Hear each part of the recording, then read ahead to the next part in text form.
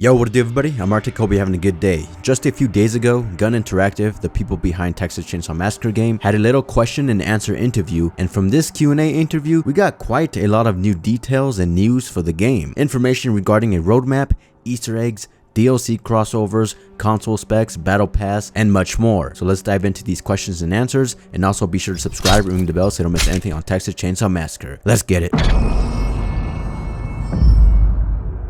Alright, first question, has the dev team thoughts of the year 1 post-launch support already? Are we getting a roadmap before the release? And they said we will not be providing a roadmap, but we are always thinking about what the first year will look like for our fans. We want to provide as much content as possible, but obviously the success of the game will dictate what the first 12 to 18 months look like for the new content. So a little bit of a bummer here because we will not be getting a roadmap, but at the end of the day, it's not really that big of a deal. We can all live without a roadmap. And as for new content, the new content will come if the game basically does well. Next question, will we be getting the traditional Battle Pass microtransaction model that's in almost all multiplayer games these days? And they said if we discuss this internally, there's pros and cons to that model. As of right now, we're looking at a more traditional DLC plan without a pass. So no Battle Pass for this game. I know many of you were wondering if we were going to get a Battle Pass for this game, but nope, we are not. We're instead going to get the old-fashioned DLC packs, similar to how they did it to F13th the game with like clothing packs and kill packs and stuff like that. Me personally,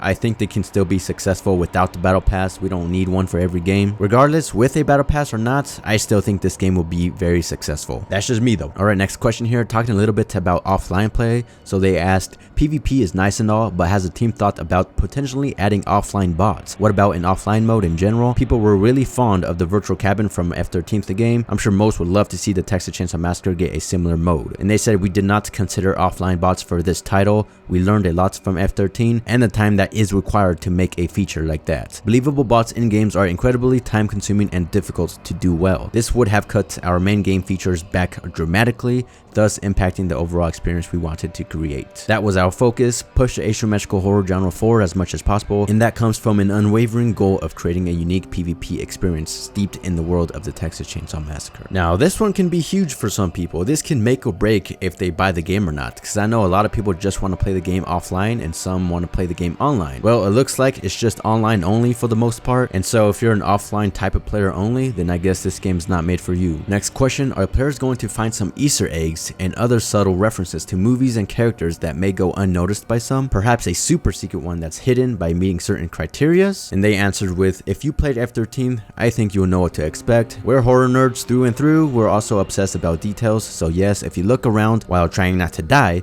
you will see loads of Easter eggs throughout each level. As for super Easter eggs, no comment. To me, this is really exciting. I love looking at Easter eggs and like putting the pieces and the backstory together and just like imagining it all in my head. I just love that stuff. And as for the super secret Easter egg, they said no comment, but that just makes me believe they have super secret Easter eggs. You know what I'm saying? Next question, what frame rates will the game run on last gen and on current gen consoles? Will there be any performance or quality modes players can choose from? And as for the answer, they said similar to many titles released this generation, we will offer both performance and quality modes on the high-end current gen machines with a single mode on the last gen consoles. Next question, has the studio or publisher thought of launching the game on PlayStation Plus alongside Game Pass, or is that something that is not allowed if a game is coming to Game Pass and it can't be on PlayStation Plus at the same time? They said we were approached by Microsoft to be included in their subscription service Game Pass, which is an exclusive deal. Therefore, we cannot accept another offer from any other platform related to a subscription service. There you go, Game Pass only subscription wise. And also, since the game will be on Game Pass, it'll be cool if they do like some Game Pass exclusive rewards type of thing, because Game Pass has this like perk system reward thing. You get like these free perks for the game or something like that. And so who knows, that might happen. But then again, Texas Chainsaw Massacre said that they will not be doing like any sort of exclusive content. But I don't know, just a random thought. Next question, while the game is based on the Texas Chainsaw IP, has there been discussions of crossovers with other horror movie / game franchises? Ooh, I'm excited for this one. The answer they gave us is crossovers are difficult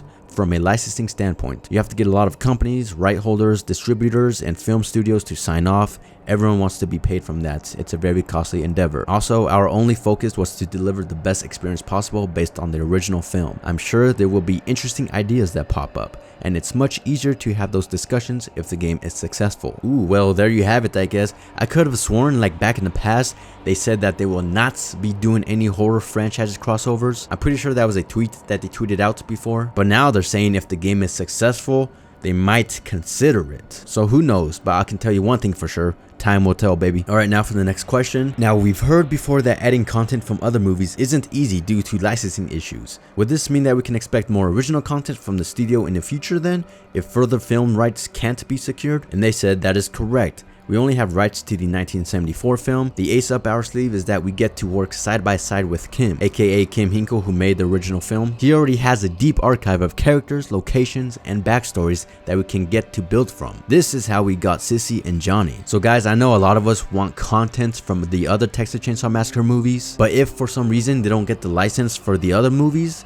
don't worry, because we got a catalog, a whole archive, a whole book of new characters, locations, and backstories from the original film. And like how they just said, that's how they got the new characters Sissy and Johnny to join the game, because of all the ideas Kim Hinkle had for the original movie. Next question. With so many multiplayer games these days launching as free to play, has a studio or publisher considered going to free to play routes? If so, why or why not? And they said nope. We are not interested in creating free-to-play games. We are horror nerds first and foremost that have a passion for game design. When you get into the world of free-to-play, it's a whole different structure than what we're interested in making. It just isn't how we think, nor the types of games we are drawn to make. Next question we got. We haven't really heard much about the console versions in terms of features, specifically on the PS5 side of things. Will there be DualSense support as in haptic feedback and adaptive triggers? If so, what can you tell us about them? How have they helped immerse the experience further? And they said, our goal throughout development has been to ensure every player is able to engage with the full vision for the Texas Chainsaw Massacre, regardless of platform. To that end, we're not focusing as much on specific features per platform, so that we can ensure a consistent experience for everyone. And the last question I got for you guys today,